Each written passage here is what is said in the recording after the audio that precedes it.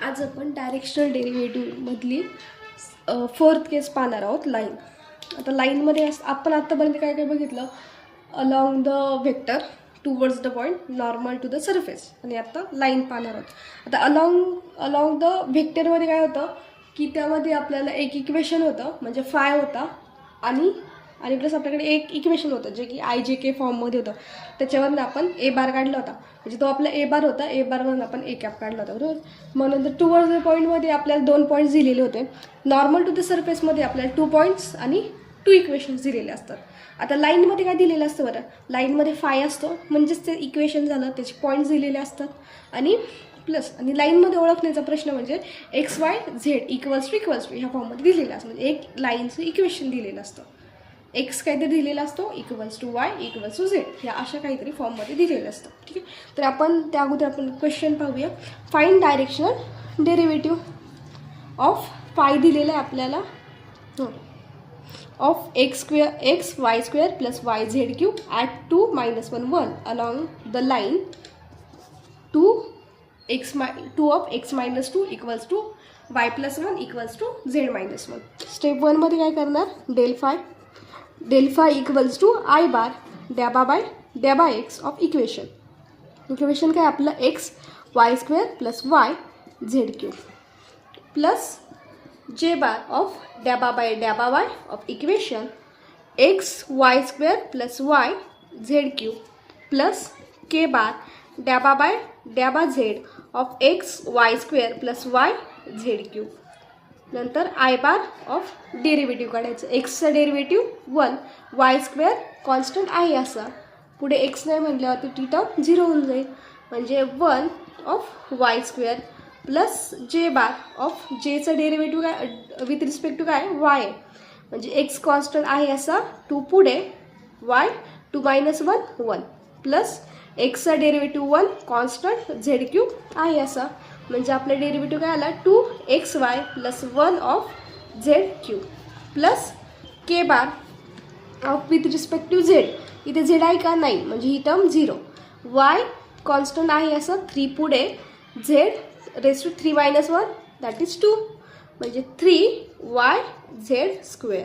मग पुढे पुट करणार आपले पॉईंट्स, ते पॉईंट्स काय दिलेले 2 - 1 आणि 1 equals to I bar of 1 of -1 square plus J bar of 2x2y -1 plus 1 Z³ म्हणजे 1³ plus K bar of 3y -1 Z1 square equals to हा काय होईल 1 स्क्वेअर 1 1 × 1 1, म्हणजे 1 I bar plus J bar of 2 to the 4 4 - 1 -4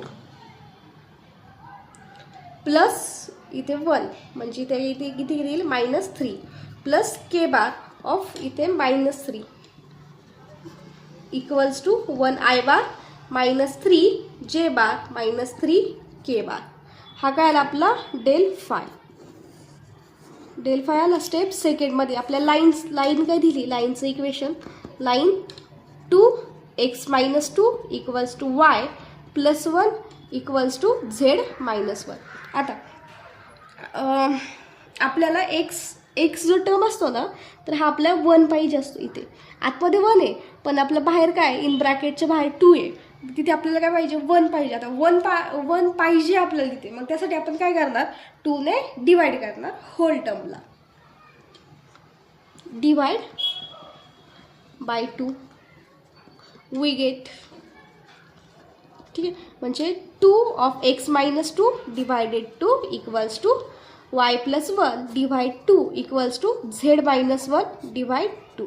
2 2 cancel, पुढे होईल का काही cancel नाही होणार, मग आहे तसंच लिहायचं x - 2 डिवाइड, आधी इथे काहीच नाही आहे, कॅन्सल झाले, जिसका कोई नहीं था उसका 1 होता है, equals to y plus 1 divide 2 equals to Z -1 divide 2. आता हे जे आपल्याला 1 2 2 हे जे आपल्या खालचे जे भेटलेले आहेत, ठीक आहे, तर तो काय असतो आपला IJK फॉर्म असतो. I 1I plus 2j plus 2k. आता इथे काय आहे, ठीक आहे, इक्वल्स टू 1i. आता इथे काय साईन दिलेलं आहे आपल्याला, नाही दिलेलं, म्हणजे साईन नाही दिलेलं म्हणजेच काय तो आपला प्लस आहे. आणि जर सपोज इथे जर साईन जर मायनस असतं तर आपण मायनस सोबत घेतलं असतं, ठीक आहे. बट इथे साईन आपला प्लस आहे, पॉझिटिव्ह आहे, म्हणून आपण पॉझिटिव्ह सोबतच घेऊया. Plus 2j bar plus 2k बार. आणि हा जो आपल्याला जे भेटले IJK फॉर्ममध्ये तो काय असतो आपला ए बार असतो. ए बारवर आपण काय काढतो A cap equals to 1i bar plus 2j bar plus 2k bar divide under रूटमध्ये IJKचे स्क्वेअर घ्यायचे. 1 स्क्वेअर 2 स्क्वेअर प्लस 2 स्क्वेअर, म्हणजे हा काय येईल आपला 1i bar plus 2j bar plus 2k bar divide 3. A cap पण आली आपली. नंतर स्टेप थर्डमध्ये काय करणार, घेऊ इथेच.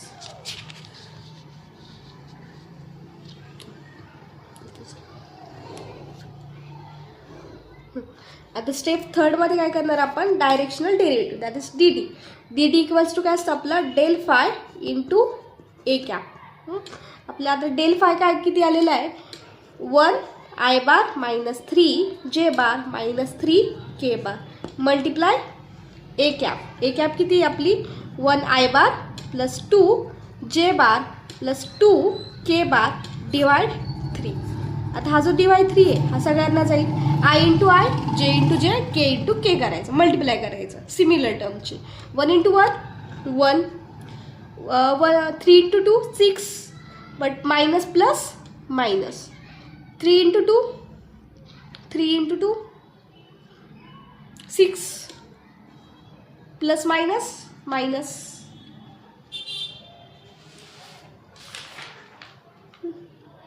म्हणजे ही किती होईल आपली -11/3. ही काय आपली डायरेक्शनल डेरिव्हेटिव्ह आलं. आता लाईनमध्ये काय केलं आपण, आता लाईनचा क्वेश्चन कसं आपण ओळखलं पहिल्यांदा, फाईन डायरेक्शनल डेरिव्हेटिव्ह, त्यावरून आपल्याला कळालं आपला डायरेक्शनल डेरिव्हेटिव्ह काढायचा.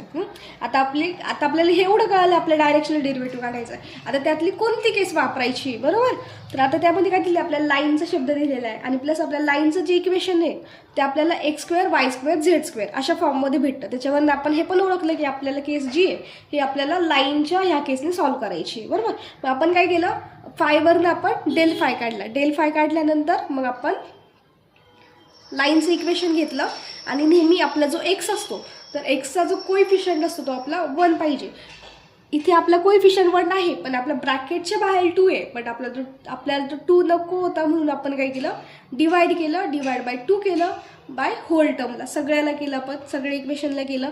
म्हणजे मग आपल्याला जे खालचे जे डिनोमिनेटर जे भेटतात, आपल्याला जो खालचा जो डिनोमिनेटर जो भेटतो म्हणजे 1 2 2 तो काय असतो आपला IJK फॉर्म असतो. म्हणजे आपण त्याला काय केलं, हे केलं IJK फॉर्ममध्ये लिहिलं आणि तो आपला काय असतो ए बार असतो. ए बारवरून आपण ए कॅप काढली. ए कॅप काढल्यानंतर आपण स्टेप थर्डला डायरेक्शनल डेरिव्हेटिव्ह फॉर्म्युला यूज केला. Directional derivative equals to del phi into A cap आणि त्यावरून आपल्याला डायरेक्शनल डेरिव्हेटिव्ह भेटला.